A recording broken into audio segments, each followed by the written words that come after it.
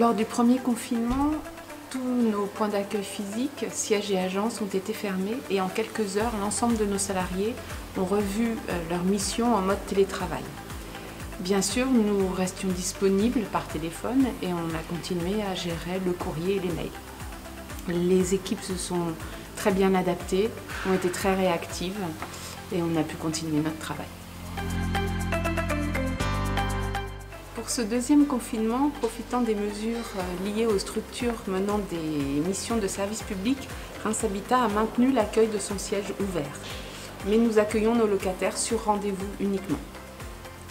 Les agences sont fermées, mais la prise en charge des sollicitations, des demandes des clients se poursuit évidemment, toujours par téléphone, par mail et grande nouveauté également grâce à l'espace client Sésame qui est disponible sur ordinateur ou par téléphone. Chacun peut alors créer sa propre demande technique, nous décrire le problème rencontré, faire des commentaires et surtout ajouter des photos. C'est bien utile. En mars, je crois que tout le monde a été surpris et les locataires ont dû s'adapter aussi. Ils ont dû patienter pour certaines interventions, en dehors bien évidemment des urgences qui, elles, ont toujours été assurées. Pour cette nouvelle période, il y a un vrai changement car les prestataires poursuivent leurs interventions. Les réparations peuvent avoir lieu.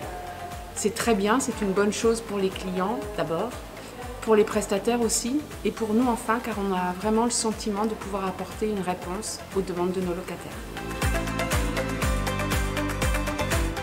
Lors du premier confinement, pour s'assurer de la situation chez nos locataires les plus âgés, les plus isolés ou les plus fragiles, Reims Habitat a proposé à ses salariés d'aller vers ces personnes en les appelant régulièrement.